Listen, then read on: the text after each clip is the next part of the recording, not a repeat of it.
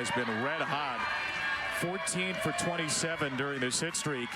And this is a pitcher LSU's very familiar with, Sam Landry, the transfer from Louisiana, who faced off against LSU in the regional round 2 years ago when the Ragin' Cajuns upset the Tigers. Her postseason debut with Oklahoma.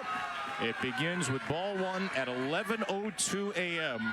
on this absolutely stunning, gorgeous May the 8th morning. Danica Coffey to face Landry. And take a drop ball for a strike at 72. Robbie Guest has the plate today. Brian Crochet's at first. Chelsea Clark over at third. LSU 41-13, 12-12 in the league. Oklahoma 43-7. The Sooners went 17-7 in the league.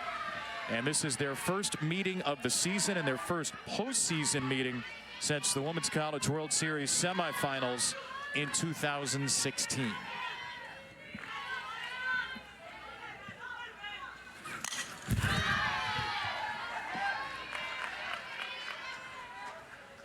We saw LSU shut out Mississippi State 5-0 yesterday. Beth Torina's Tigers had 9 hits and a couple of walks. They had a 4-run second inning against Raylan Chafin, the former Tiger, one of the best pitchers in the league. Another one of the best in the league is Landry right here. And she begins the game getting a slow ground out to third for Nellie McEnroe-Marinas. Sam Landry is just so long in the circle. She throws with good velocity, has really long arms and long legs, and the ball gets on you in a hurry. So you're worried about her speed, but then she can bring her changeup and work both north and south in the zone, side to side, both sides of the plate. The way that, to me, she has elevated her game in her senior year, transferring over to Oklahoma and working with Jen Rocha has been really special to watch. She was really great at Louisiana the first 3 years, but the level of competition that she's played in the SEC this year and kept her consistent ERA, her consistent stats and numbers has been impressive despite the better competition. Facing Jayla Lassiter, LSU's center fielder. Lassiter in her first year with the Tigers after 2 seasons in the league with Ole Miss. She had 2 hits yesterday, including an infield single that brought in 2 runs. 1-1 from Landry. Is a little low. That's going to be the crucial area in the strike zone for Sam Landry and her catcher Isabella Emmerling, also a transfer. She came from North Carolina. A lot of new faces for Patty Gasso this year. And there's that changeup. She told me a couple of weeks ago that that changeup is her favorite pitch. She's able to rebound even quicker whenever that pitch gets hit because she has so much belief in that pitch that she just chalks it up as like, oh, well, moving on. She loves that changeup so much. Throws it again. Lassiter didn't bite.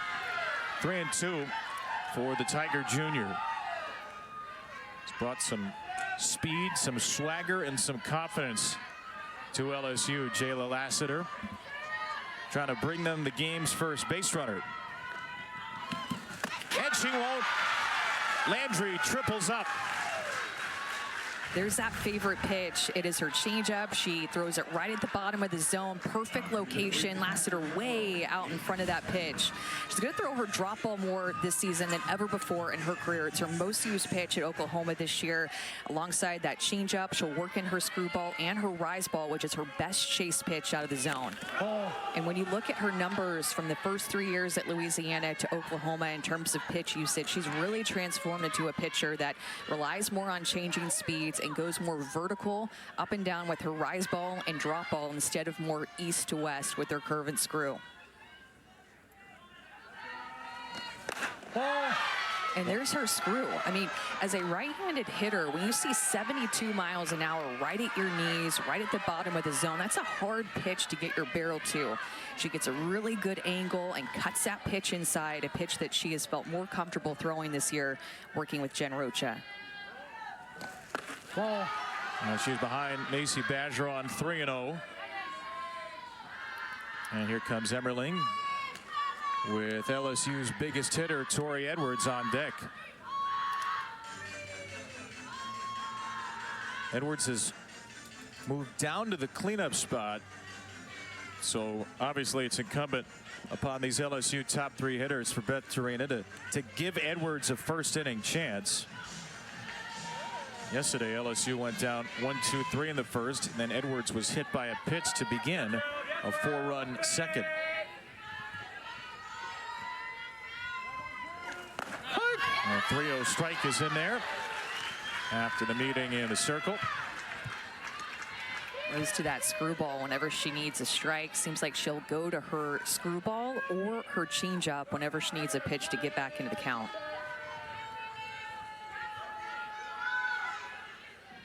Here's a 3-1. Grounded to third. That will twist foul, and it's 3-2. Oklahoma had the 3rd best pitching staff in SEC games this year, 3.65 ERA. The 5th best offense and the best record, a half game ahead of Texas A&M at 17-7. Landry, their ace, with a 3-2. It's low, but it's a swing by Bergeron. She's punched out, and Landry punches out 2 in a row in a perfect first. And that's a big call to go Landry's way with Tori Edwards on deck. Now you don't have to face her with a runner on. You can face her with fresh bases. Landry gets 2 strikeouts in the first. CC this year with 95, 42 of them in league play, and Ella Parker has been red hot fighting through some pain. She's homered in 4 of the last 5 and bats second for a young Oklahoma lineup. Their reward for all those home runs in a great season is a 2-time All-American in Sydney Berzon. Now they're going to see a lot of down stuff with Sydney Berzon, the junior, the ace on the staff for LSU, pitching against them today.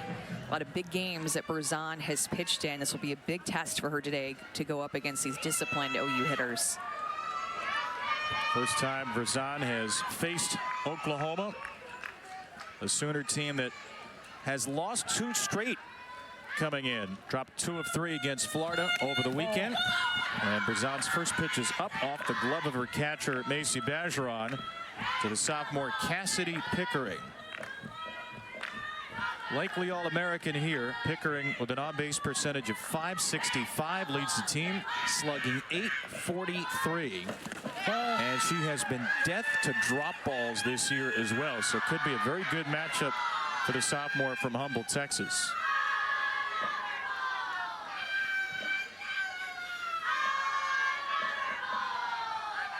Berzon's 2-0 is up and in. Cassidy Pickering this year 20 out of 40 against drop balls with 6 home runs. There's the slugging percentage, 1,100 on what is Sydney Berzon's signature pitch. And when you look at what Oklahoma is better at hitting as a team, it's definitely the drop ball compared to the rise ball, which is pretty normal to see, but about 100-point drop off between the drop ball and the rise ball for their team average. Ball outside. Up and away for ball 4. Berzon puts on Pickering. And what Berzon is going to want these hitters to do is chase her drop ball out of the zone, like what Florida did a couple weekends ago. She was locating that drop ball on both sides of the plate, being able to throw it for a strike and out of the zone. Her location and command of her drop ball in that series was so much better than it was last weekend against Arkansas, but it's that drop ball that she will go to over 60% of the time. Fouled away by the big swinging Ella Parker in the designated player spot. Whoops. She lose the glove there, or lost the bat? The bat? Yeah. And the padding that's... Oh, the wrist card, too. It all went flying off. You know, they have a great javelin thrower, Gabby Garcia, 2 batters later in the lineup. Maybe Ella's just learned some tricks from her. Pretty amazing to watch Ella Parker last weekend against Florida. Go back to her last 5 games. She's 12 for 20 with a double and 4 home runs and playing through some real pain. She's been dealing with a lower leg injury for much of this season. And you can see it was really bothering her the first half of SEC play. Patty Gasso said it's not like she's in less pain. She's just figured out how to hit through it. Just learn how to handle it a little bit more. It's one of those things that I think you just get more used to the pain instead of maybe it seeming so abrupt at first when it's first happening and you're just trying to work around it. Now she's just barreling through it with her aggressiveness at the plate and the way that she's using her lower half better and more. Well, 10 pitches, 8 balls. A very difficult start for Sydney Berzon. She has walked the first 2 Sooners. She had a really tough weekend last weekend against Arkansas, and again the weekend before that against Florida. She looked fantastic whenever LSU came back to win that series. They lost game 1, they got run ruled and then won a close one and then run ruled Florida, and Sydney Berzon shutting down the Florida offense was a big part of that. But last weekend was different. A bunt laid down by Nellie McEnroe-Marinas, and a fine play by Danica Coffey retires her at first. The 3rd sacrifice bunt of the year by McEnroe-Marinas. There's one thing that tells you it's a different Oklahoma team. Didn't see a lot of bunts out of the 3 spot from OU during the 4-peat. But an effective play puts runners at 2nd and 3rd. Patty Gasso is very happy about it.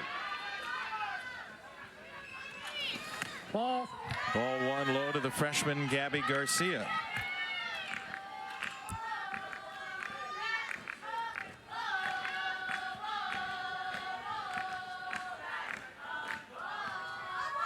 Garcia having a tremendous freshman year. 15 home runs, 47 RBIs, both lead the team. Coming out of Chandler, Arizona. One of many members of the Orange County Batbusters, a travel team that's like a pipeline to OU. And Sydney Berzon is going to have to be careful with trying to find the command of her drop ball. That last one was left more up in the zone. You saw the patience of Gabby Garcia just looking like she just full-blown took that pitch until she got a strike. A little bit more aggressive with that take. You can see as the barrel starts to move forward, the take before that just looked like a dead red take on a pitch that was more up in the zone. A lot of patience that they're going to show to Berzon until she can prove that she can command the strike zone. Garcia swings away on 3-1. Off the netting and the count runs full. I'll tell you what, Kevin, I watched Oklahoma lose the series in Tuscaloosa to Alabama, and they looked a little bit more timid, unsure in their swings. And then it was the weekend after that I was watching them play in the past few weeks where their swings have been so much more aggressive and strong. Well, they're patient at the right time here. They've walked 3 times in the inning. The only out was donated by McEnroe-Marinas. And Beth Torina is going to hang out in that LSU dugout with a bases packed and 1 out for Sid Sanders.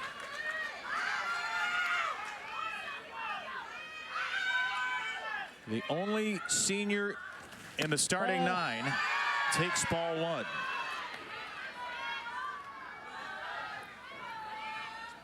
Sanders, one of the most patient and powerful hitters in the nation,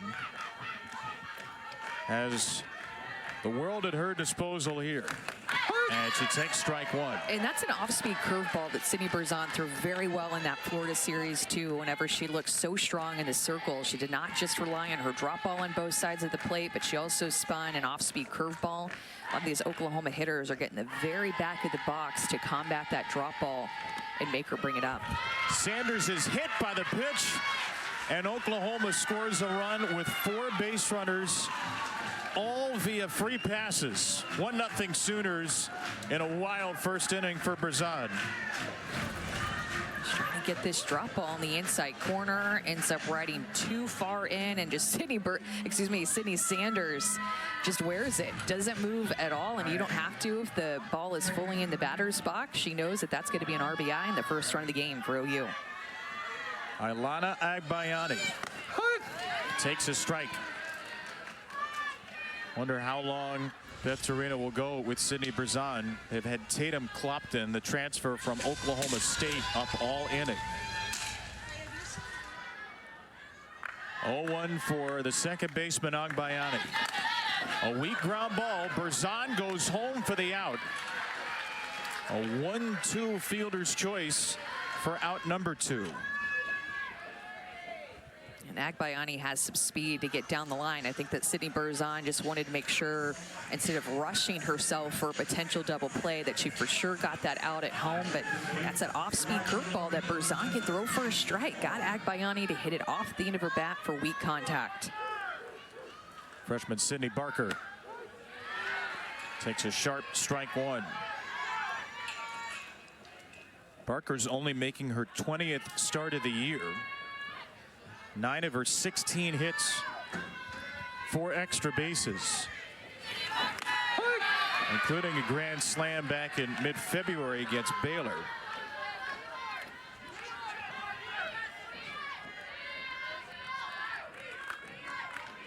Berzon is 1 strike, 1 pitch away from limiting the damage. It won't come here.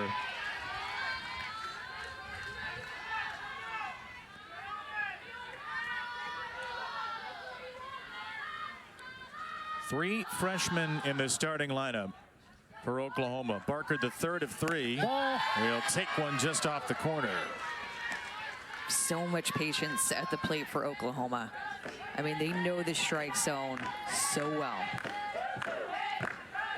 Second best walk rate in the SEC of any team. Barker to third. Coffey's right at the bag. Oklahoma gets the first run on 3 walks and a hit batter. So she's incredibly determined, Amanda. Let's see what she can do here against Landry. Yeah, definitely an area that can be some growth for her. It's just to drive the ball the other way, but she is so strong that she can still pull a lot of those outside pitches and create hits, extra base hits, and even home runs. Beth Torena said, I don't know if there's a freshman in the country who's being pitched like Tori Edwards. If there is, it's probably a short list. The 18 homers tied for the LSU single season record. And Isabella Emmerling heads over to the dugout. Something on her wrist. Got the blue tape that's become an Oklahoma staple back there. Target for the pitcher to throw. Ball. Tori Edwards, a redshirt freshman. She only played in 3 games last year. Was 1 for 6 with 3 walks. And she's gone from barely playing and redshirting to having the best slugging percentage in a season in LSU history. I watched her hit in December. I was at the same facility that she was just taking swings off of the tee, and even off of a tee in a long cage, I mean, the ball just comes off of her bat differently. It sounds different, even when the ball is not moving toward her.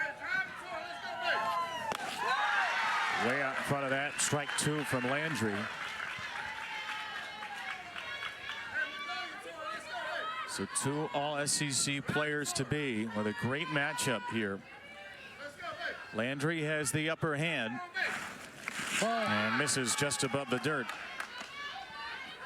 We've seen back-to-back strikeouts on full count pitches. Change up and a drop ball. What do you think's coming here? Go back to that changeup through the zone. Full count changeup, her favorite pitch.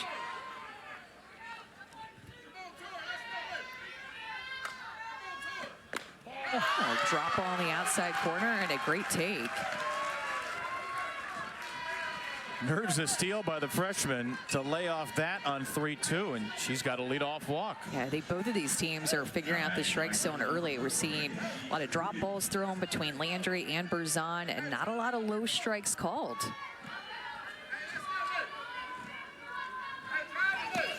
Ball.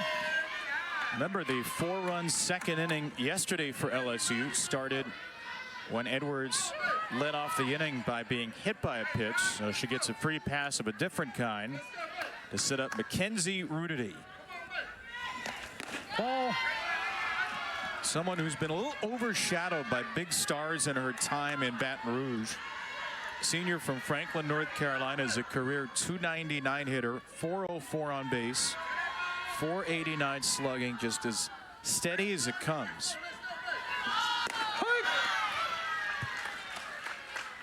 I bet Trina thinks this has been Rudity's best year of her career. Much better as a run producer. Said her swing decisions working with Bryce Neal have been excellent.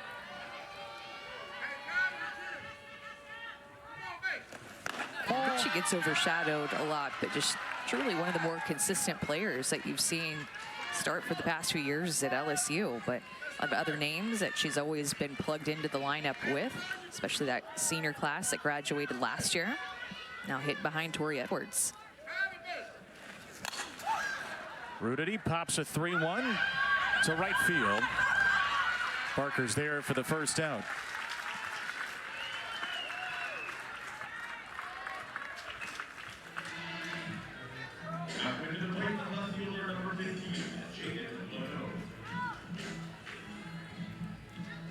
Here's one of the stars down the stretch for LSU, Jade Leno, who had an opposite field single in that 4-run inning yesterday. Ball outside. Beth Torina told us Jaden should be the poster child for anybody on a roster who didn't get what they wanted last year. Said there was never a day where she didn't work or quit trying even though she didn't have opportunities.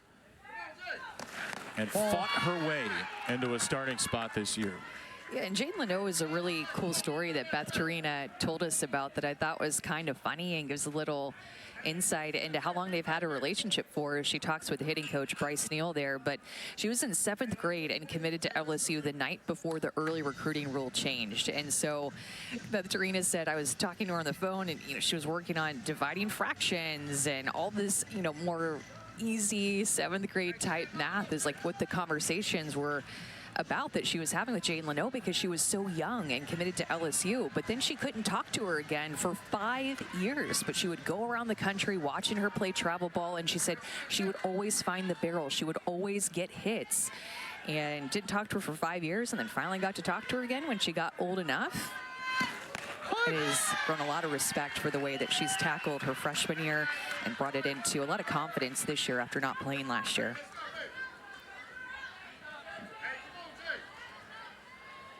I love that message to Bryce Neal. I don't know what you're going to get, but you're going to get hits. 2-1, Leno grounds it foul. Well, I liked what she said. She always gets a hit. She always finds the barrel. No matter if it's a high school game, a PGF game, a Sandlot game, her barrel always gets to pitches. She's the 6th LSU hitter today. They've all gotten to at least 5 pitches against Landry, who's 2-2, was grounded toward the LSU dugout.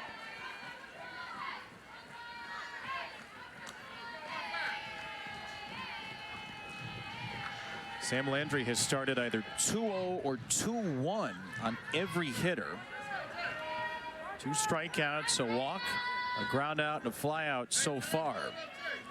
Here's her 6th to Leno. Well, and I thought it was interesting, Kevin, talking to Patty Gasso on the field before the game, and she said her and her coaching staff actually kind of went back and forth between whether to start Sam Landry or whether to start Kirsten Deal in this game. But after a tough weekend, losing 2 of 3 on the road in Gainesville against Florida, she felt like this is an important game to get her team back on track and wanted her ace of the circle.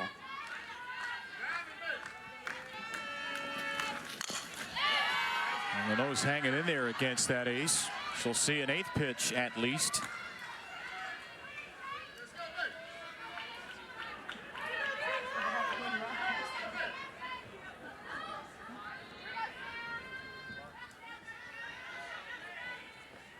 Another 2-2. Air strike 3. An ice cold changeup. Right on the outside corner, she can throw that pitch on both sides of the plate, and she just sells it so well. Sam Landry told me she's always had a great changeup, and she's only thrown it one way with a flip change. She said, people are trying to get me to change it, her release and her grip, but nope, this is the one that she wants to stick to, her flip change, and there it is again on the other side of the plate. Ball 1 on Sierra Daniel. Got a 10-game hit streak going. It's the longest of her career. Edwards, the runner at first. And that ball scoots away to the Oklahoma dugout. A wild pitch puts Edwards in scoring position. That's a good thing, too, about having Tori Edwards out there. She's known for her power, but she also has some speed, too. So just because she's more of a power-type hitter and you see her in scoring position, she could easily score on something to the outfield.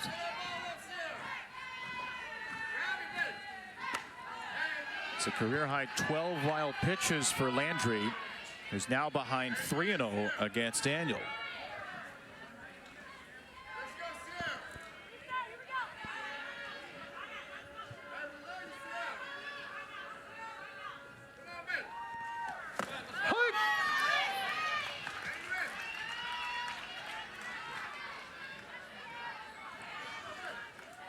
Sam Landry, 2.10 ERA this year, 143 and 2/3 innings, more than double any other pitcher on this staff in terms of innings thrown. And there's a walk for second of the inning. So 2 Tigers are on now. Patty Gasso not thrilled about it. Maddox McKee will bat. Well, this weekend, Sam Landry walked 5 and 6 in her 2 starts against Florida. A season-high 6 just 5 days ago. Maddox McKee on the first pitch. That will get through to Agbayani at second. The first header in Athens, Georgia. And how close is this league? The difference between the 1 and the 9 seeds in some ways is negligible. Both teams averaging over 7 runs a game. LSU slightly better ERA. Oklahoma 17 and 7. LSU 12 and 12. But the Tigers actually 2 spots higher in the RPI. They're ranked 4th. Oklahoma checking in after yesterday's games at 6. Now RPI is not everything. Oklahoma, based on the body of work, probably in the mix for the #1 seed overall. LSU trying to fight for a top 8 seed, which would guarantee, with a regional win, home field advantage and the super regional round. Sooners have 8-9 and 1 against Sydney Berzon, who walked 3, hit a batter, escaped with only 1 run allowed in the first. Isabella Emmerling at the plate. You know, going back to their offenses and just how evenly matched those numbers are, the one most glaring difference to me is just the amount of home runs that Oklahoma has hit compared to LSU. They score their runs in very different ways. OU has a tendency to leave the ballpark more. And then LSU is going to be more speedy, station to station, execution. Just two very different offenses. Yep. SEC games, Oklahoma is only 8th in batting average, but they're first by a mile in slugging percentage. They've had 42 home runs. LSU, we showed you earlier, Tori Edwards has 18 of their total 42 home runs. That's the amount of home runs Oklahoma's hit just in conference play. Ground out to short here from Emmerling, begins the home second. Sydney Berzon has done a nice job of settling into this game after several free passes through the first 5 batters that she faced. Agbayani helped her out a little bit, rolling over up the end of her bat, an off-speed curveball that seemed like her swinging at that pitch and putting it into play really helped Berzon's confidence to continue to get outs moving forward. Abby Dayton pokes the first pitch to Lassiter. There's a quick out for Berzon, who's retired 4 in a row. What do you think's been the difference in the last 4 batters? I think her throwing that off-speed curveball more. She just got Abby Dayton out on it. It's a pitch that she got Agbayani out back in the first inning. Just a pitch that she's been able to locate more for a strike, and they're not looking for that speed at this point in the game. There's Cassidy Pickering at the top of the card. Ball.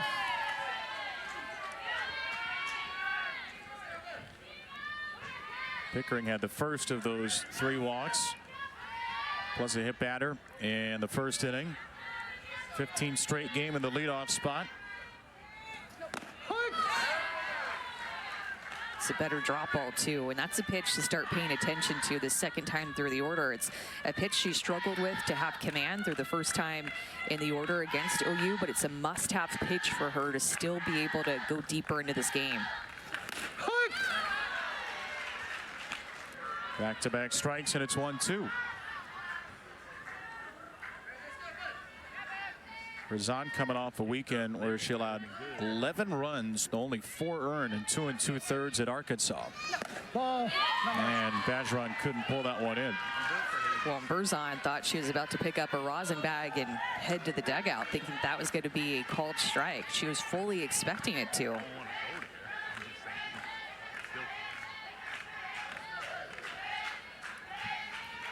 Two for the dangerous Pickering. Is grounded out of play.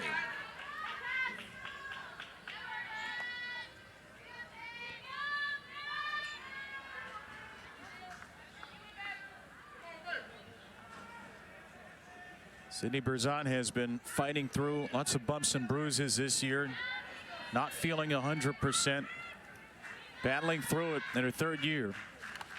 And she just got a strikeout on a folly floater to retire Pickering. This off-speed curveball, off-speed rise is moving. She is spinning it like crazy, getting a swing and miss out of the zone for one of the best hitters in the lineup. Been 8 years, 7 World Series with a shortened season in 2020. No World Series. The resume strong. It typically is for Beth Torina's group. They play a top 10 strength of schedule basically every year. 13 wins against the RPI top 25. Ball. They've gone 18-12 in games against ranked teams this year. 40 games against NCAA tournament teams from a year ago. They've had some recent years where they have fumbled it a little bit down the stretch. But it was great from an LSU perspective, see them beat Florida after a run rule loss 2 weekends ago. They dropped 2-3 at Arkansas yesterday, but have some real confidence with the way they played all around in a 5-0 shutout of Mississippi State yesterday.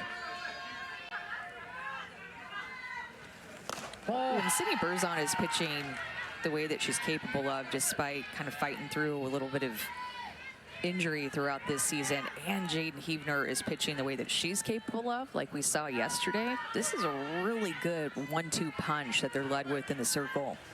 And the improvement in their offense, scoring a bunch more runs, hitting for a higher average this year to support those pitchers in the circle and give them the run support that they need. Hitting above 300 this year. Last year they hit under 300. This year they're well above 300 as a team. 2-2 to the Oklahoma transfer, Avery Hodge, who takes up high.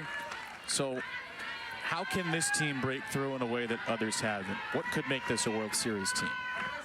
Just being able to finish. And I think that that's been a high priority for them. I mean, last year that they were unfortunately faced with going on the road to face Nyjah Kennedy in Super Regionals. A wicked pitch from Landry there, gets the former Sooner swinging. I actually think that was supposed to be a drop ball that she holds on to, and it just fooled Avery Hodge. Kind of a weird pitch. She held on to it, and it ended up going really high, a little bit wild, but she gets a strikeout nonetheless. 4 strikeouts, first time through the order for Landry, and now strike 1 to Danica Coffey. He's gone 0 for 5 here at the SEC tournament.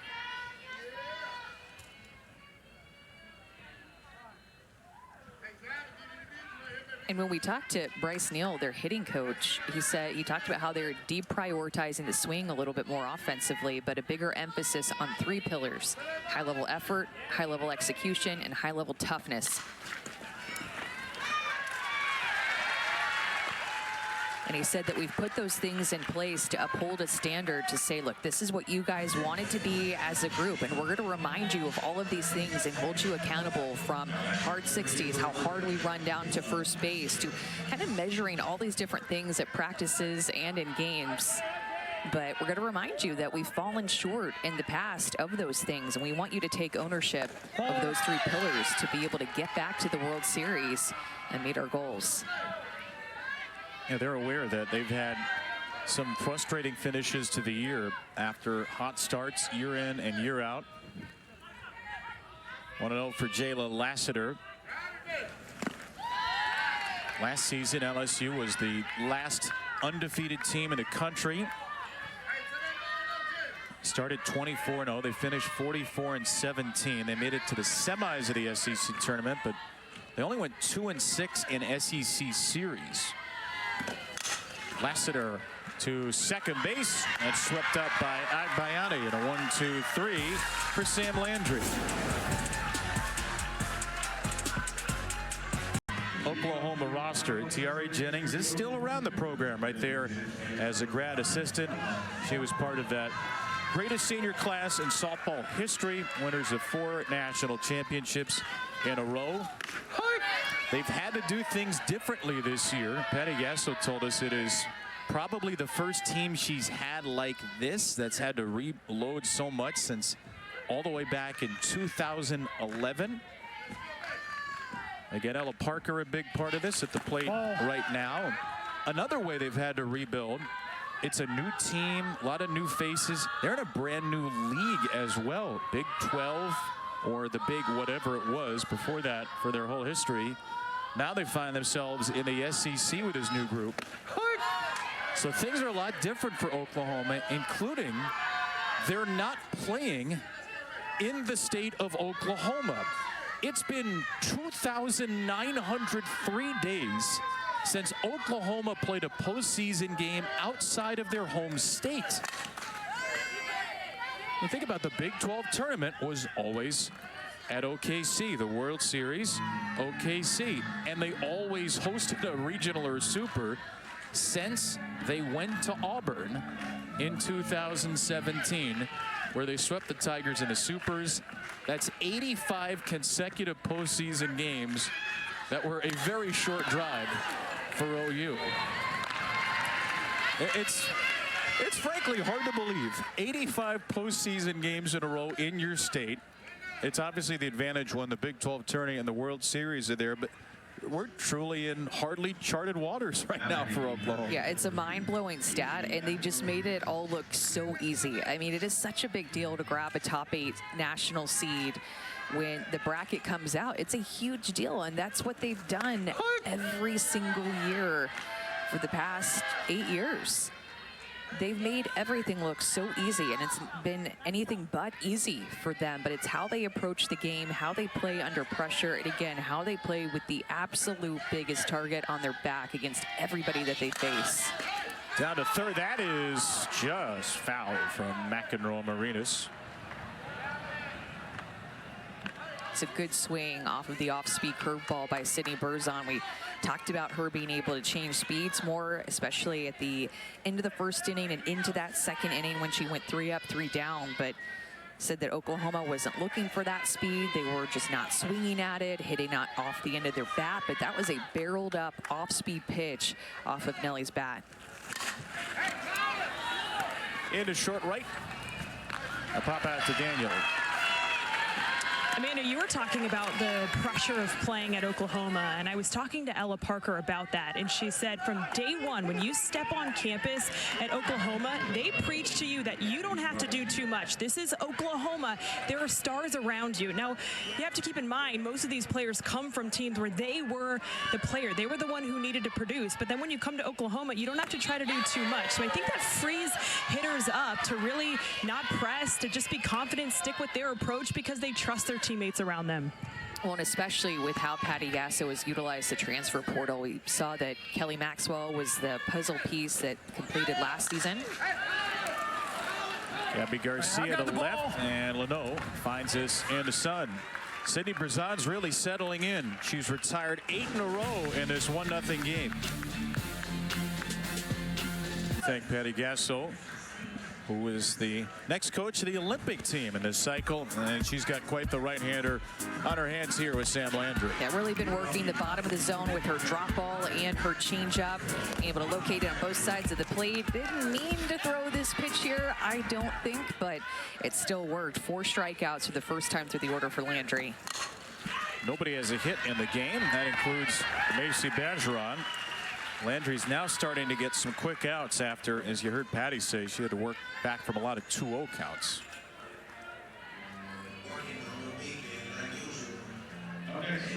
Walks to Edwards and Daniel. Those are the only blemishes for the former Louisiana Ragin' Cajun, who's going to face Tori Edwards again.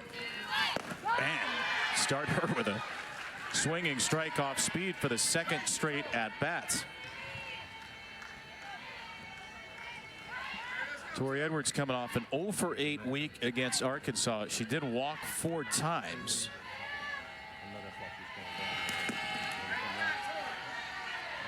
.34 walks on the year. She's got the second best on base percentage. Learning how to be a little more patient, because they feel like every pitcher is bringing their best to Tori Edwards.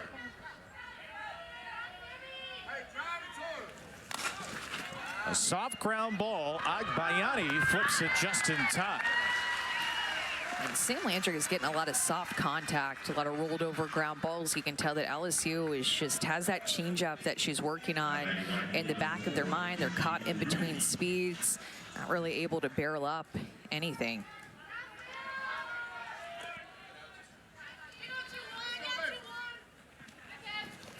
Ball. Second time through the order, LSU has 4 consecutive groundouts. Haven't barreled up anything against Landry today.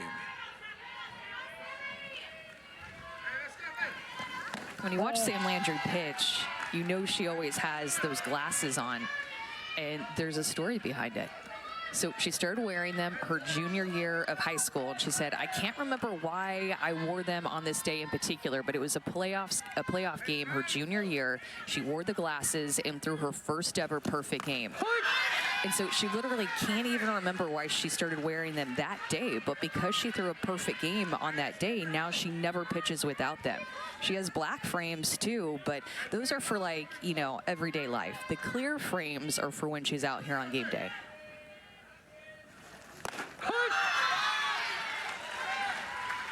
Some pitchers like to be intimidating by wearing the mask, wearing some eye black.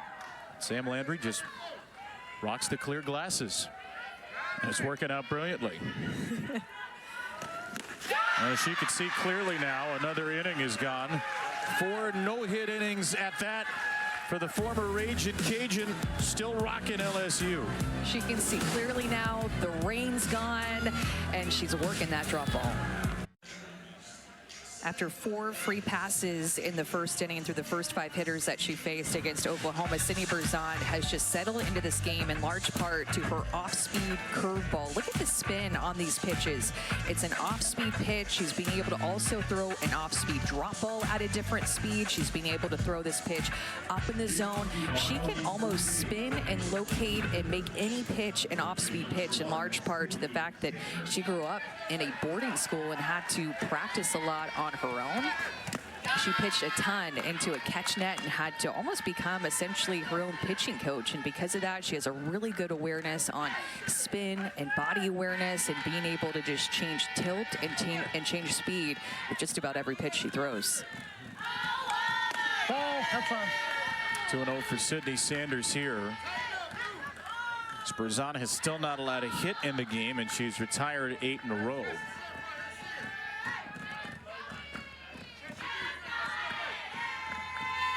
Ball. Outside.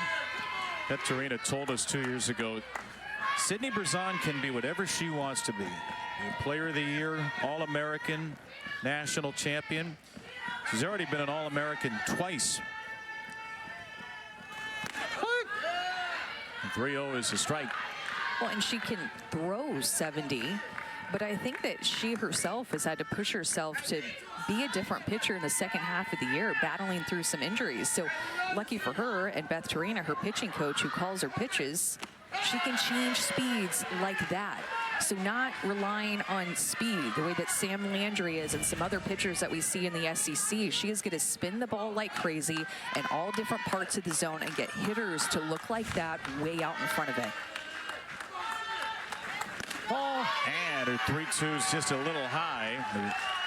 Extremely patient Sid Sanders has the 4th Oklahoma walk. First base runner since Sanders was hit by a pitch to bring in a run in the first. And Oklahoma will remove her for pinch runner. It's Cheney Helton, the freshman.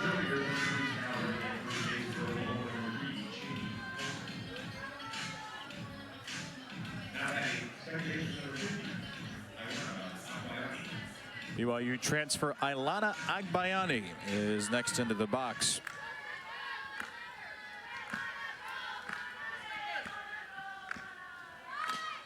Agbayani lays down a bunt foul.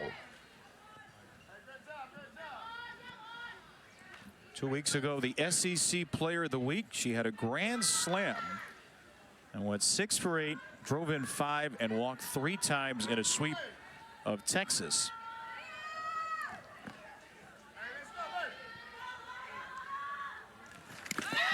In the dirt, Sanders, I beg your pardon, that'll be Helton, the pinch runner. She gets to second as Berzon lets go of her 10th wild pitch of the year. Another one of those off-speed pitches that has a ton of spin. It ends up in the dirt, and Bergeron not able to get down and block it in time, not expecting that pitch to be in the dirt. The corners remain in on the wild pitch. Agbayani takes a strike 1 and 2. It's a last name that might ring a bell for some baseball fans. Her dad, Benny Agbayani, well-known New York Met, also played for the Rockies and the Red Sox. A ground ball to shortstop. Hodge zips one to first, and the pinch runner Helton pushes ahead to third on the first out.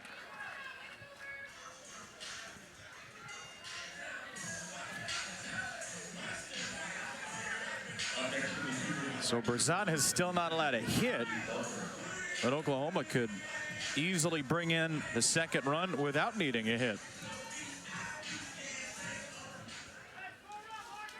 This is kind of what LSU usually does offensively. Lots of walks, play small ball, keep the line moving.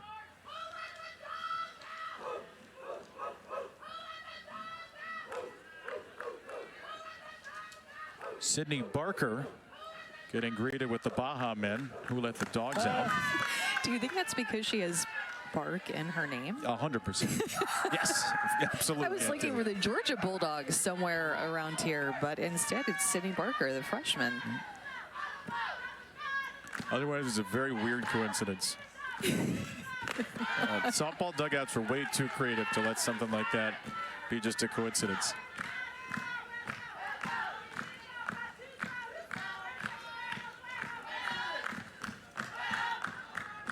Barker 435 on the year, runners in scoring position as the pinch runner Helton down at third on 2-0. Swings and grounds the ball through the box. The first base hit for either team in the game comes from the freshman Sydney Barker to make it 2-0. This is such a good piece of hitting. Sydney Barker, just a freshman, and she has come into a lot of games as a pinch hitter and can hit home runs even in that spot. But 2-0 count, runner at third base, just wants to put the ball on the ground to the right side of the field. Even in that hitter's count, hits it hard right back up the middle.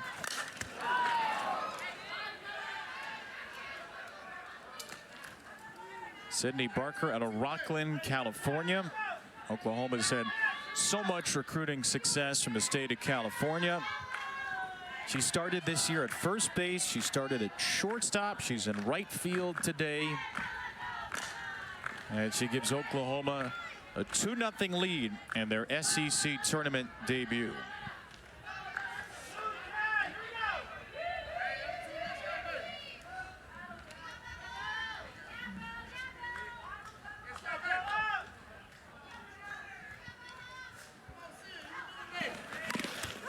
Emmerling just nicks a pitch, stay alive. And the 2 innings with leadoff walks have resulted in runs for Oklahoma. 4 walks, 1 hit batter. Barker the only hit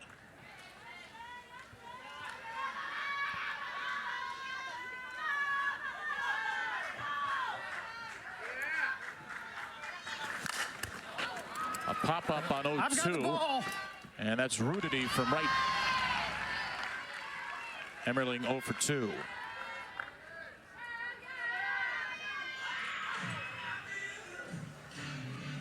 Next up, center number 15, It's another transfer, Abby Dayton, who was an All-American at Utah a season ago. And you see Ella Parker, number 5, right there on the bench, putting her cleat back on. When we saw her in the dugout doing the Baja Mensch here, she had her boot on right at the front of the dugout, and she's coming up to hit, and a couple of hitters, and it's her cue to go ahead and put her cleat back on to get ready to hit. But that's the type of pain that she is in playing this game, is that she keeps that boot on to the very last second possible.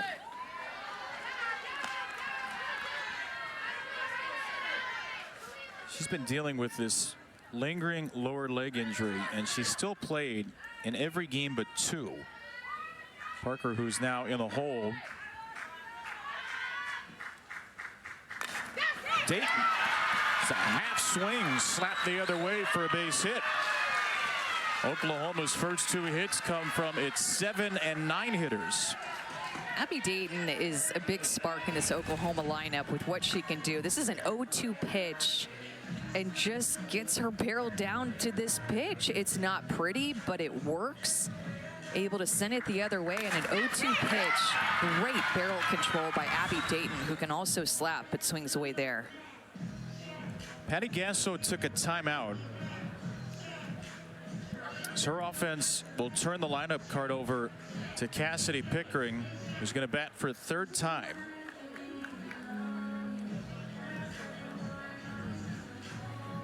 And this is full-on danger zone now for LSU, because you have Pickering, who really crushes drop balls, has great power, and the 3rd time through the order against Sydney Brazan, who struggled with her command in the 1st and 4th innings.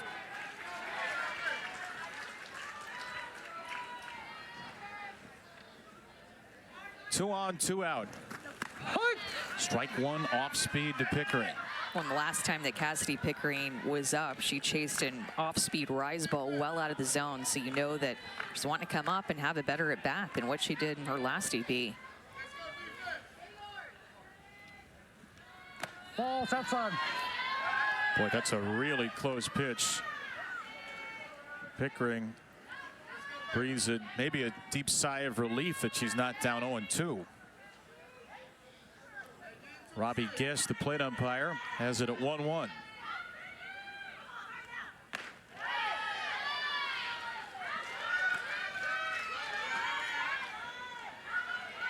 Couple of close pitches, just not going the way of Berzon, going the way of Cassidy Pickering to get herself into a hitter's count. A 2-1. Hit sharply to second, right at Daniel. Oklahoma gets its first 2 hits and its 2nd run. Their first postseason game out of their home state in 8 years. And Athens is feeling like home.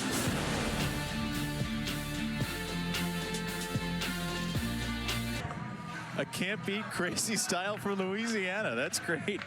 Here's the thing, they're facing a pitcher from Louisiana, so can't beat crazy has been in the circle right now as Sam Landry, who's held LSU hitless. Sydney Brazan has been good despite some command issues, but Sam Landry has been a couple of runs better. Let's see if LSU finds a little energy here in the 5th. Not wanting to go home at the SEC tournament after 1 win. Can you beat Oklahoma with that RPI, that strength of schedule? LSU might find its way into a top 8 national seed. This would be a major resume boost, and also move them to the semifinals of the tournament for the 2nd straight year.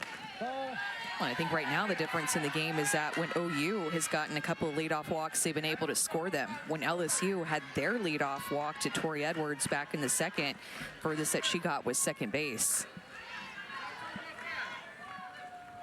2-0 for Leno, number 6 hitter. She takes a strike. Leno, Daniel, and McKee, 3 left-handed batters against Sam Landry, who struggled against LSU at times when she was with Louisiana.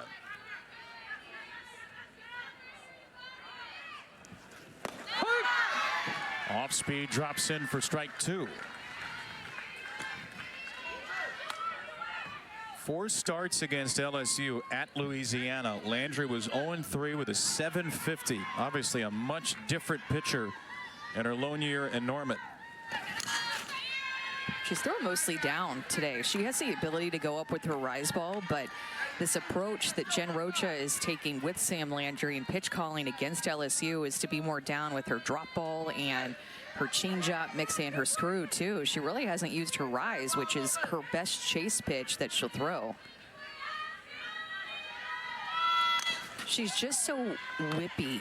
She has these long levers so that when she comes through her release, there's a lot of torque and snap that comes through the whip at the end of her pitch. So these long levers, look at this position. A little bit, boom, this crazy elbow bend when she comes through her release to be able to spin through and snap through pitches. Fouled away by Leno against the 5'10 Landry. Patty Gasso, when we asked her about Sam Landry, she said when we first got her, it was just all gangly, long arms. But there's a great competitor there, and she really studies away from the field, does a lot of prep work on her own. This will be her 8th pitch to Leno, who saw 8 the first time, and we'll see 9 at least. And Sam Landry told me, word for word, I'm a technical pitcher. I want to work on mechanics all the time. And Coach Rocha reminds her, Sam, your body knows what to do. Just throw the ball. So it's really been her mindset this year with working with Coach Rocha that has developed and gotten stronger and more confident. Leno, foul. Another foul ball, her 5th 2-strike foul ball in the at-bat.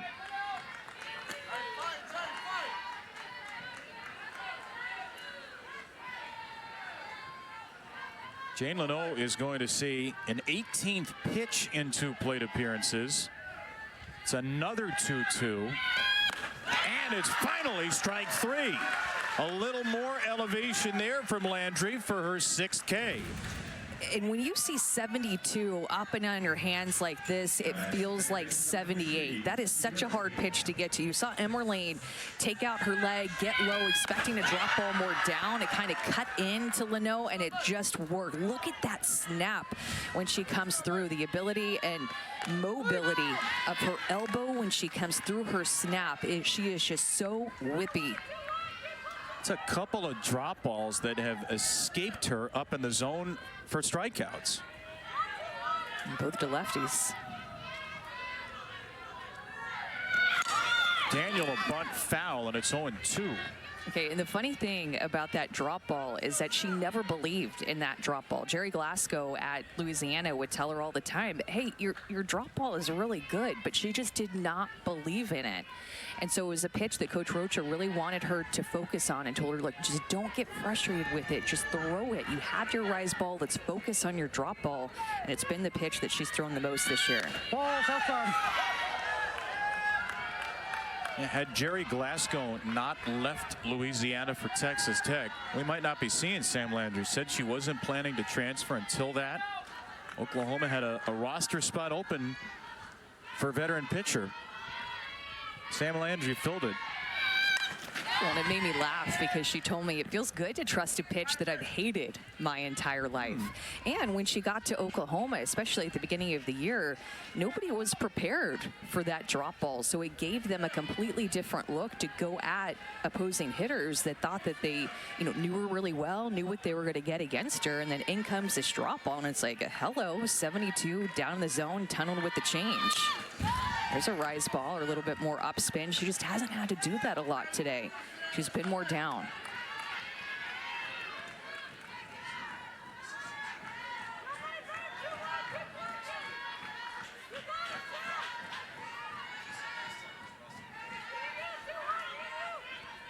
Another 1-2 for Daniel.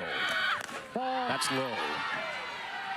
I love the pop of the glove, too. It's one thing about this field in Georgia, the sound really carries, and the backstop is so close to home plate. It feels very intimate. So as a more power pitcher with that closer backstop, it makes you feel like you're throwing even harder.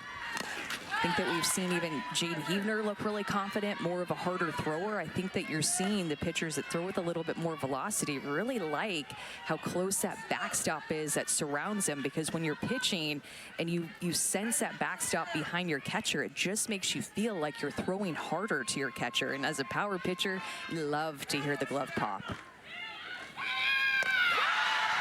Not much of a glove pop there, but a roar nonetheless as Landry goes off speed for her 7th strikeout. She's really starting to get into a groove the second time through the order against LSU. That is that changeup. It falls off the table. She can locate that pitch wherever, whenever. Has great spin, tons of confidence in that change. 4 2/3 no hit. Yesterday, LSU saw their pitcher throw 4 2/3 no-hit innings, Jaden Heavner, before Ella Wesolowski broke it up with a single for Mississippi State.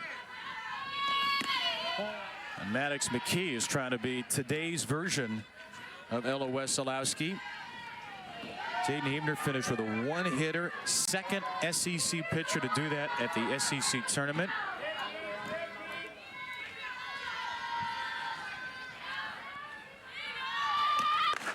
By the way, we met Jaden's mom before the game, who was so lovely today. A couple of Heavner T-shirts. He's out in the crowd. Great support for the freshman, who's going to be a big part of LSU's NCAA tournament run. McKee out of play, and it's 2-2 again.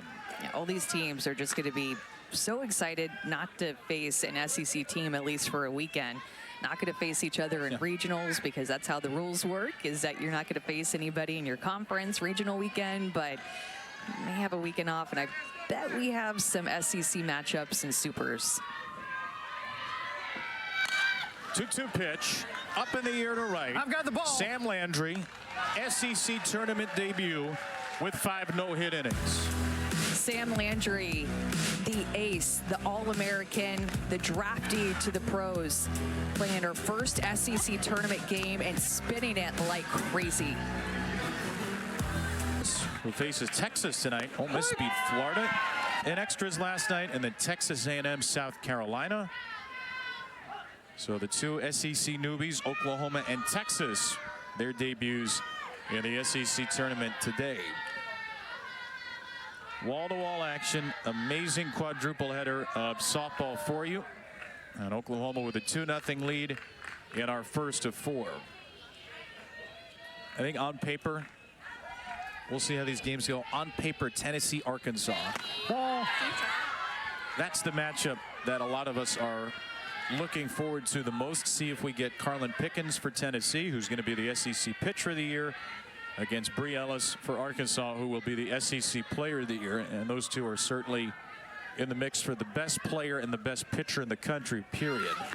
So I cannot wait if we get that. And Courtney Deifel and Karen Weekly exchanging pleasantries. Courtney saying, what's your strategy going to be to Bree? You going to pitch to her? Oh, to be a fly on the wall there. Yeah, I was trying to be a little quiet so maybe we could, Right. could hear what Karen was saying. Pick up that camera, Mike. I think Courtney was definitely asking her if Carlin Pickens is going to pitch so they could do some BP. That ball's blasted. Ella Parker, one hop to the wall in right center.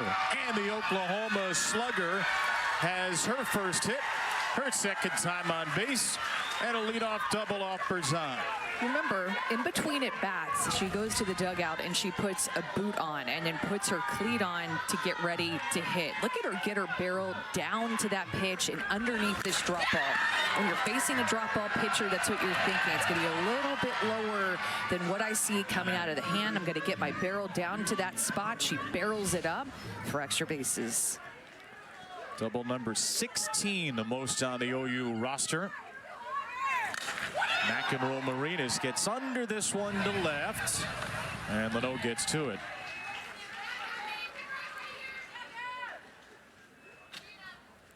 Another big hit for Ella Parker, the first extra base hit of the game. Came into this game with 5 straight multi-hit games, and today she's got a double and a walk. So another game where she's reached base twice.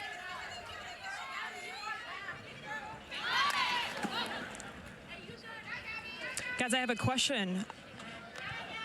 We have an answer. The hand sign that you saw Ella Parker do, did it remind you of anything? Vulture? No.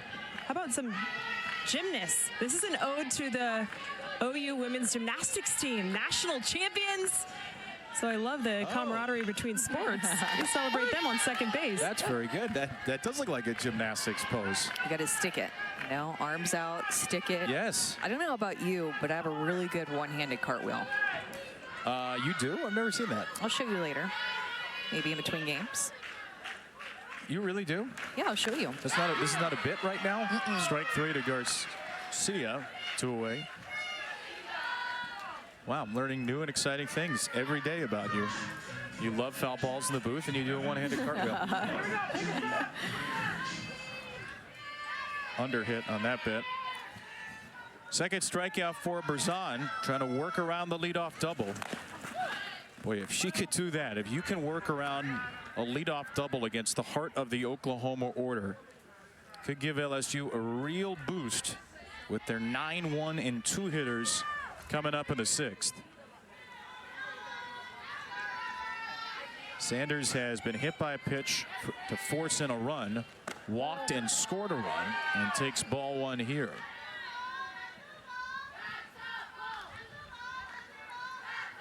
It's only the 3rd time in the last 15 games Sid Sanders has driven in a run. It's had a tough stretch, but she still gets on base a lot.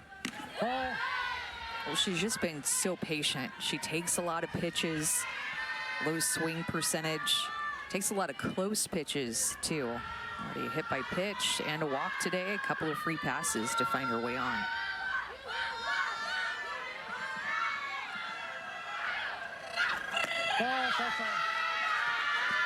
She has 32 hits, and she's reached base via a walk or a hit by pitch 44 times.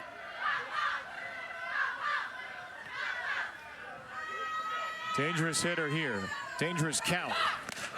A strike from Sydney with an S to Sydney with a C. I just think it's so hard to have patience at the plate because you get up there, 3 or 4 times a game, and you just want to hit. You feel anxious, you step into the box, and you want to have the big swing. And it's so much more difficult. You see so many fewer hitters have patience, like Sydney Sanders, like Reagan Kramer from Arkansas, like Lindy Ray Davis from Georgia. A lot of patient hitters because you just get up there and you want to swing. 7th pitch coming. Parker, the runner at second after a double. A 2-0 Oklahoma lead in the 5th.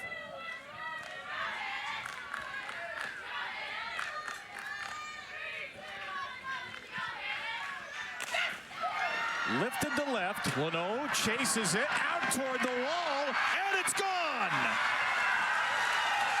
Sid Sanders with a 2-run home run, a 5th inning dagger through the heart of LSU.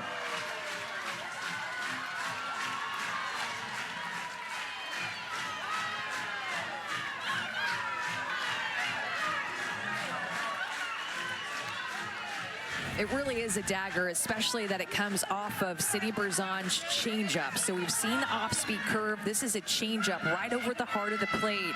And Sydney Sanders is just a little out front of that pitch, but she's just not fooled enough. That ball just kept carrying. Sydney Sanders with her 11th home run out of 33 hits. The batting average, not close to the highest on the team, but she gets on base and she hits home runs. It's like a dream Moneyball player, and she has driven in 3 of the 4 and scored the other, or at least her pinch runner Holton scored the other for Oklahoma today. And that #1 SEC fan has the home run ball. It's just hard to believe that in this Oklahoma offense, there are 3 players returning from the starting lineup last year in Cassidy Pickering, Ella Parker, and Sydney Sanders. Everybody else a new face with being a freshman or a transfer. Ball. A 96th Oklahoma home run. That's the most in the SEC.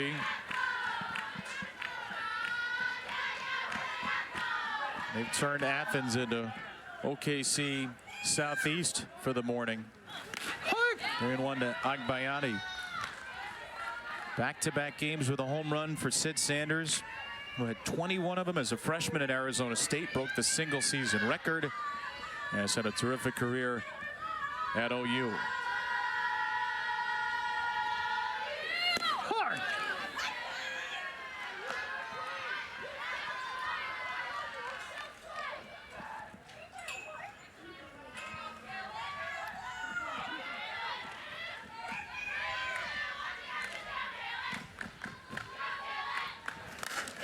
The third, that's fair. Off the glove of Coffee. And Agbayani thought about second base, but retreats after a turn with a sharp single. Probably feels good to her to finally barrel one up. She's just been fighting with Sydney Berzon's off-speed pitch, gets something harder, lets it travel, hits it to the left side. So prepared in my mind. Look how deep she lets that get into her window. I mean, that was deep into the almost the point of the plate, and able to get that bat lag going, just drive it right at Danica Coffey.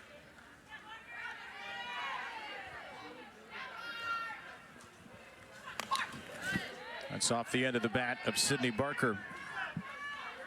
A great approach by Agbayani, who would hit a couple off the end of her bat in her first 2 at bats. So makes the adjustment in that one to even let something more firm get deep, to not guess and be out on her front foot. Think about driving it the opposite way. The third time through the order, Oklahoma has really solved Berzon. Really goes back to Sydney Barker the second time through in the 7th spot. Oklahoma did have 4 walks and a hit batter, but no hits through the first 15 batters of the game. Last 9 batters, they're 5 for 9.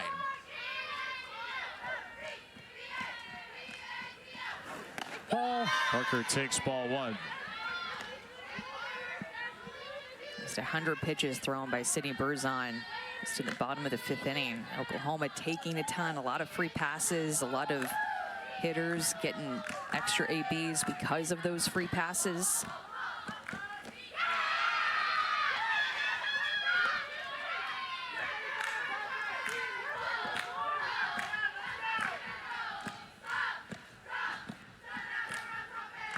Number 100's coming here to Barker, who already has an RBI single, and pulls it foul.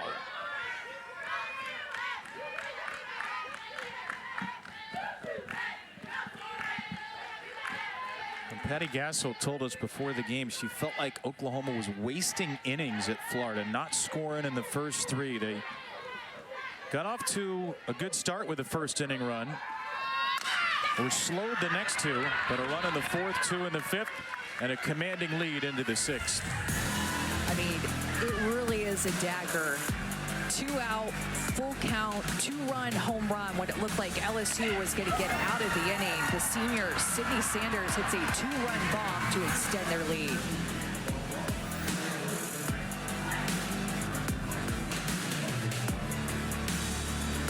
You know, hits another home run. I'm going to practice my best Amanda impression under the desk.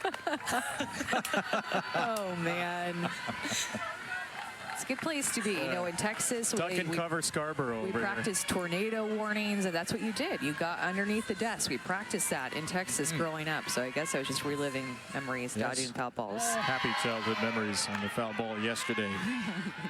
Well, the home run from Sid Sanders in the last inning doubled the lead.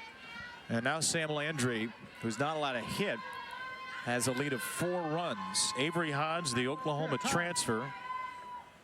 Then Coffey and Lassiter as LSU will flip the lineup card over. Tori Edwards and Sierra Daniel walked in the 2nd inning. Those are the only 2 base runners for LSU. As Sam Landry has retired 10 in a row as she falls behind Hodge 3-0. Yeah, a couple of walks in that second inning, and then she was just able to settle into this game. She was falling behind hitters in the first and in the second. And 3 up, 3 down in the third. I think when you talk to a lot of coaches, one thing that you hear in facing Sam Landry is just, I think her speed takes them by surprise. Throwing 70, 72 miles an hour, these pitches just get on you in a hurry. And then you have that changeup that you have to deal with. So when you drop in a changeup at 54 and she's throwing 72, 72 starts to feel 75, 76. It's her 5th full count. She's got to strike out 3 of the first 4. Another 3-2.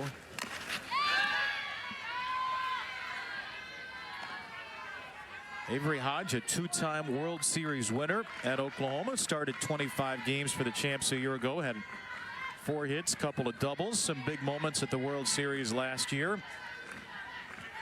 Has been the everyday shortstop at LSU. 3-2 for her. Hodge takes ball 4.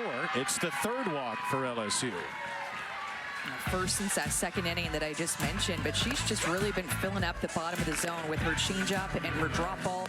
There was one that got up and in, this one to Avery Hodge, not meant to be there, but this bottom half of the zone with her change and her drop, she's just been rolling.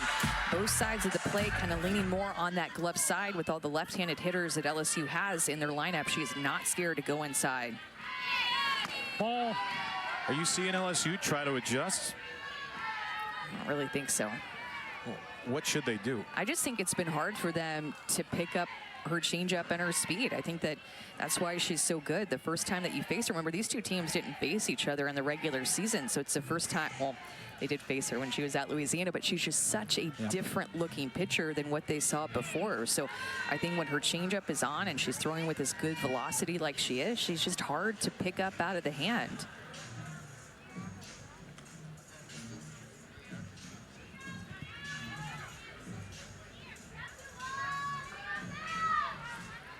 .93 pitches for Landry. She's walked 3, struck out 7. Coffey has grounded out to 3rd and to 1st.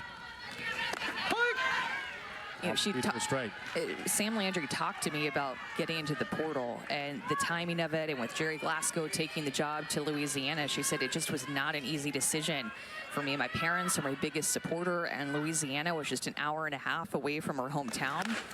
And she said one of the hardest things to do when she got into the portal was just stay off of social media, because she said the things that you see on there when she got in the portal, she remembered seeing so much about how she wouldn't play anywhere else other than Louisiana. Nobody believed in her. She saw that on social media, and it became a push for her, a motivation for her to even give more than what she thought she already had.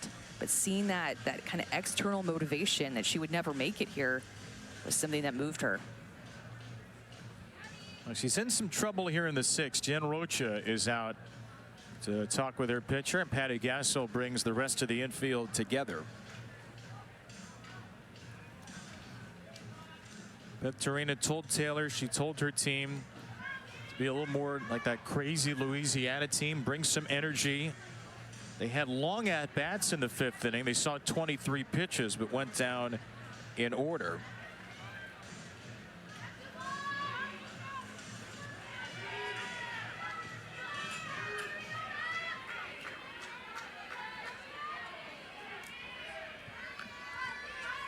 Two-one for Coffey. That's low. Emmerling's snap throw is well late at first.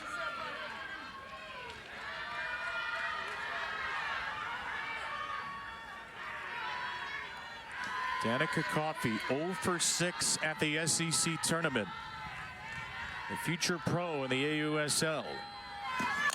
Slaps one just foul.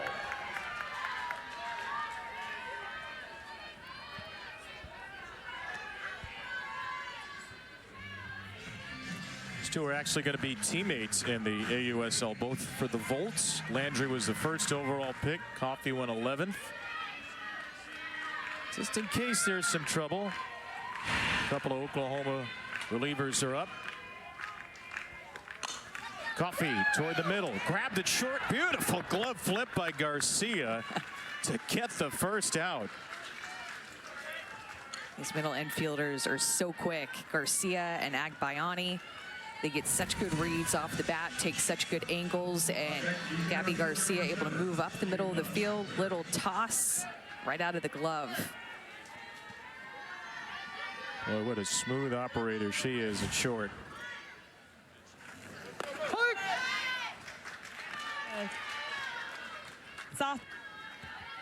In order to play softball at Oklahoma, Gabby Garcia told me that you have to be able to be good at defense. That's what Patty Gasso preaches. And so to be good, she watches film, guys. She watches Grace Lyons, Sis Bates on repeat. It's part of her routine to pick up little things from them and continue to push herself to be better defensively every single game. Well, those are two incredible role models to have. Sis Bates, who did everything in OKC, was a 3-time Pac-12 Defensive Player of the Year. And then Grace Lyons, 3-time Big 12 Defensive Player of the Year, who was just an all-world shortstop at Oklahoma. That's the company Gabby Garcia could be in. She and Agbayani, that middle infield, they made one error in 169 chances in conference play this year. And Gabby's made 3 the whole season. That's amazing for a shortstop. Oh my gosh, it is. They're so fast too. When you just watch them live, looking down at them, their reads, the amount of ground that they cover, they're so quick to get to balls, and then not to mention what Nellie Mack and Romarinas can do at third. We talked about a completely different offensive lineup for Oklahoma and a lot of different bats, but their infield is completely different with the exception of Sydney Sanders. Everybody else is a new face.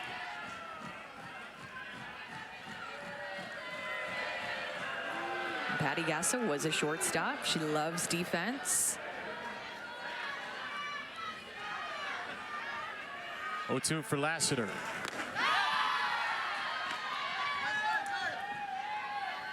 It's the hidden ingredient to Oklahoma's success over the years. Yes, they hit a lot of home runs. Yes, their pitching staff's dynamic.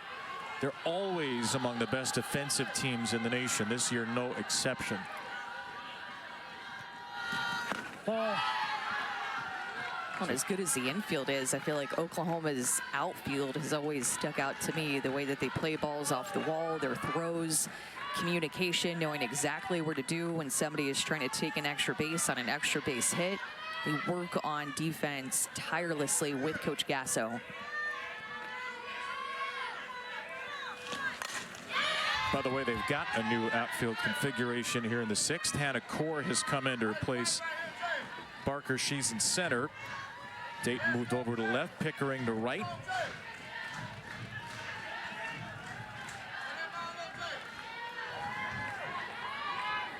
#106th pitch of the game for Landry. Still has not allowed a hit. Ball. Lassiter with a tight take to run it full.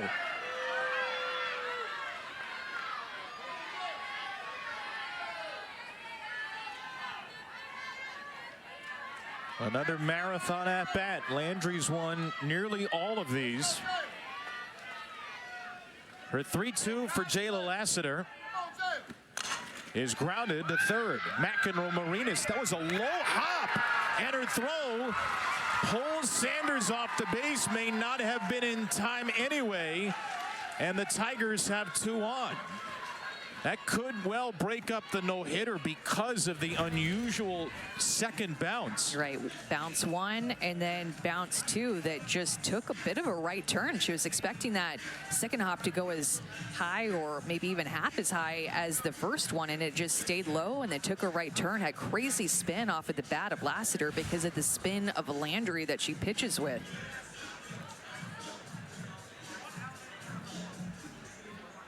So Jayla Lassiter, that's going to break up the no-hitter. We're waiting for an official ruling, and there it is. So 5 1/3 for Sam Landry. First base left on time on the pitch. Oklahoma is challenging that ruling. The play is under review. Well,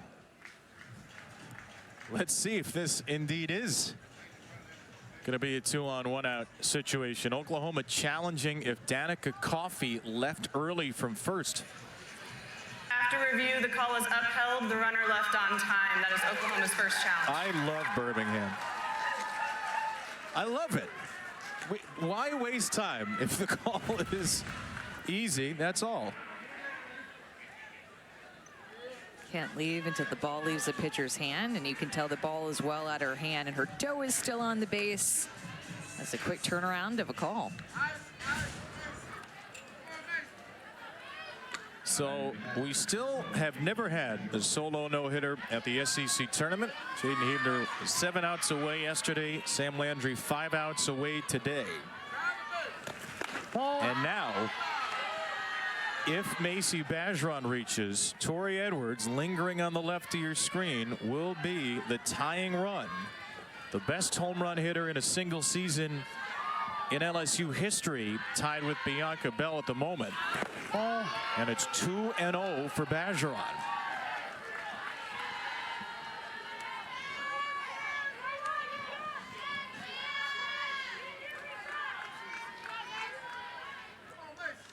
Macy is 0 for 6 here at the SEC tournament.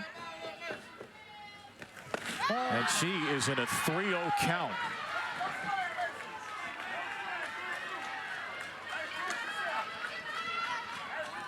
One of the great on-base seasons in LSU history, and even 500 coming into the game today. Bergeron walks on 4. My, oh my. Here comes Tori Edwards, who's hit 4 grand slams this year. Nobody in the country has more, and she is one mighty swing away from tying this game.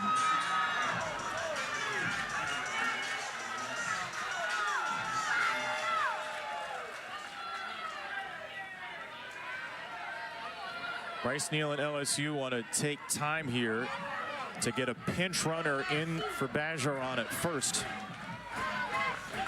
It's going to be Samaya Jones. Just a little more time for Landry to linger over this 6th inning, which is threatening to unravel. Seen Tori Edwards chase quite a bit in her last few ABs. It's going to be up to her to have some patience here, especially with the lack of command that Landry is showing the last few batters. And a smaller strike zone at times, not getting the call like that. That looked like it should be a strike, a drop on the outside corner, and she just doesn't get the call. Tori Edwards has 4 plate appearances with the bases loaded this year. All 4 grand slams. Big swing and a miss. She nods her head after, as if to say, okay, you got me there. It's that changeup that is just so hard to pick up. It's so deceptive. You're worried about 72 right at the bottom of the zone, and you try to get your barrel there early. Edwards blasts off the other way to right. This one is caught. Pickering at the warning track. And for the first time this season, Tori Edwards does not hit a grand slam, batting with the bases loaded. She brings in 1 to break the shutout, but that's a trade Oklahoma will willingly make. It was a great approach. Back-to-back changeups delivered by Landry, swung and missed through the first one, let the second one travel more, and it just ended up dying a bit on the warning track. Now Rudity. Rudity to the right side. Agbayani cleans it up. Oklahoma gets out of it. The no-hitter and the shutout are over, but the lead remains. Expect it's going to be Briellis against Carlin Pickens. Every now and then, Karen Weekly throws a little wrench in the plans, but we should get the best pitcher and hitter in the SEC, who've already faced off in 2 games this year. As this inning begins with a bouncing ground out from Isabella Emmerling. And Georgia, by the way, has just done such a good job hosting this tournament. I mean, I just think it looks great. Just different things all around the field. The field itself looks awesome. The facilities, tons of fans here. I'm really loving this SEC tournament in Athens. It's been a perfect spot for this tournament, which rotates among the league members. This is Not to sound like I'm on the Athens Port of Tourism, this is just an awesome city. It's just an awesome city. The weather's been great. There's so much green space. There are parks, there are trails. There's an incredible music scene here if you're into that sort of thing. All kinds of REM landmarks. B-52s came out of here. Widespread panic. Drive-by truckers. A great music scene. University of Georgia, beautiful campus. And the folks here at Georgia have done a wonderful job putting this event on with 2 more days to go, plus the 3 games today. Great time to showcase this field and this stadium to Jack Turner Stadium, which has undergone quite a few facelifts since it was last here about 20 years ago. That new softball training facility in left field. It's a $38.5 million facility. There it is in left. Courtney Day hit it on the fly with a home run for Arkansas yesterday. Yeah, they great batting cages, an unbelievable weight room, great team room. And I got to give a shout out to the grounds crew that's done such a good job with the upkeep of this field, the amount of games that we've seen played here. They're led by the head of grounds crew, which is Matt Holland. He spent 8 years at the LA Coliseum working on Bermuda grass, and so came here, and this is Bermuda grass is really well in the warm temperatures, and they've just done such a good job upkeeping this field. Yesterday with the rain, had to double the amount of conditioner they used on the infield. And they are hard at work to keep this place pristine. Yes, well said, Taylor. Shout out to the grounds crew. They are always the unsung heroes, especially at the SEC tournament where it rains every year. So far, we've had great weather. We'll hope that continues. We'll cross all appendages. We'll knock on every wooden item we can find. It's been wonderful weather, but a little bit of rain yesterday, and the field no worse for the wear. Shout out to our guy Zach on the grounds crew we met earlier today as well. Big Orioles fan, Zach. Hang in there. Tide's going to turn. You know a lot of Orioles fans around here. I didn't even really know that there were as many Orioles fans as there are. America's team. I'm telling you, America's team, man. I think they just hopped on the bandwagon in recent years, to be honest. No. No? I don't need to get into it more. Nobody else cares, but no. 3-1 to Cassidy Pickering. The Jim Palmer days. Who didn't love Jim Palmer? Pickering has walked, struck out, grounded out. It's the 4th time through for Oklahoma against Sidney Brazan. He's thrown 112 pitches. 5 hits, 5 walks in the game, and a couple of strikeouts against this terrific Oklahoma offense. Pickering on that well-conditioned infield for her former teammate Hodge. Well, how about the day for Ella Parker, who again is playing through some real lower leg pain, has been for a while. A walk, a foul out, then a hard double. On-base percentage up to .534 for this sophomore star. Ball. So 3rd-team All-American as a freshman. Was the most outstanding player of the Big 12 tournament. Was on the all-tourney team in the World Series. So she already is known to the softball universe.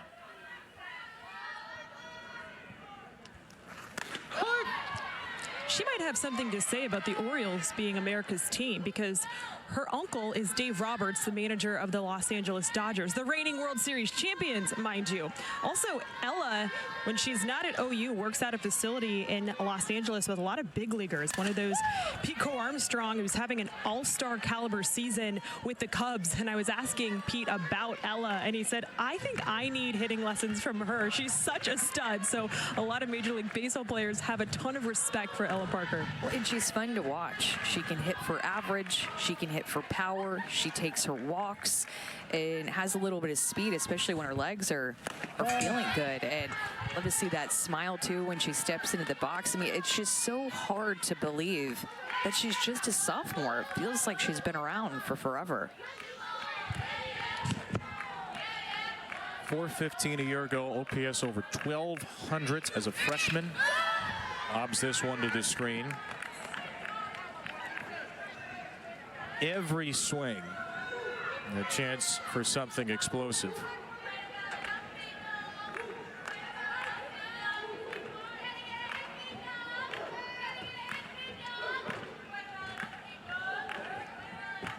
Another 2-2. Foul tip into the mitt of Bergeron.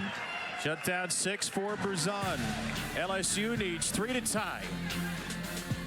The 2025 quarterfinal Thursday here in Athens today. We've had some great games. 5 of 7 games have been within 1 run in the closing innings. A walk-off yesterday. Bree Ellis with a grand slam to beat Georgia. The 1 extra inning game. Ole Miss defeated Florida. Kind of surprising LSU hasn't been in an extra inning game. They were in a 14-inning game last year, beat Alabama. A 13-inning game against, actually that was Tennessee Mississippi State a couple of years ago. But LSU has been knocked out in extra innings in the last 3 SEC tournaments, and 4 of their last 6 SEC tournament games have gone into extras. To do that, they're going to need at least 3. They only have 1 hit against Sam Landry so far. That last inning was a huge opportunity for them. Torrey Edwards up, bases loaded, and Landry was just able to turn that into a sac fly RBI versus a grand slam. That was big. Feels like it might have been the inning, but we'll see. 6, 7, and 8. Leno, who's seen now 21 pitches today. An 8-pitch strikeout, a 10-pitch strikeout. So Landry has ultimately vexed LSU's left fielder. 3-1 here. 4 walks in the game for Sam Landry, only 1 hit allowed. Through 30 pitches in that 6th inning. And that would have been ball 4, but Leno chased it to run the count full. Has not thrown very many rise balls, but got the chase on that rise ball. Remember, her drop ball, she throws the most. Her rise ball, she'll throw the 4th highest amount, but it is her best chase pitch. She's really lived down in the zone against LSU today. Goes down again, and Leno sprays it out of play.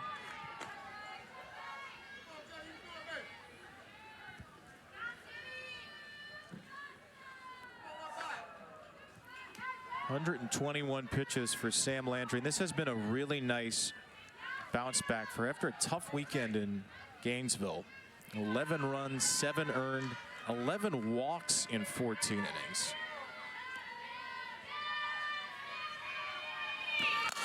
Leno, line drive right to center, right at Hannah Core. Another good at-bat, ends with nothing for Leno.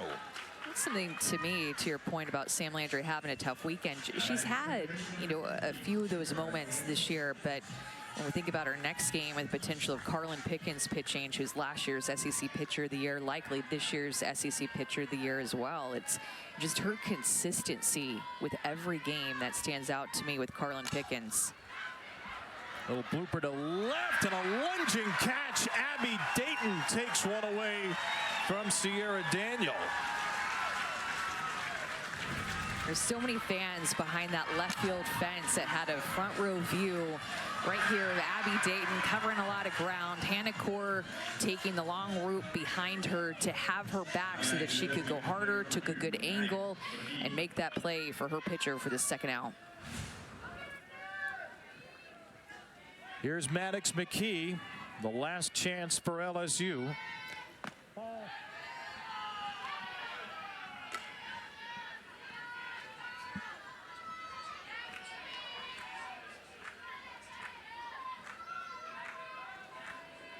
LSU threw a 1-hitter yesterday with Jaden Heavner. And they are 1 hit today by Sam Landry, who steals the spotlight in Oklahoma's SEC tournament debut. Really battled at times through a lack of command with some free passes and falling behind, but she just has stuff that's good enough to find herself in a hitter's count and still make the ball move and change speeds with her changeup.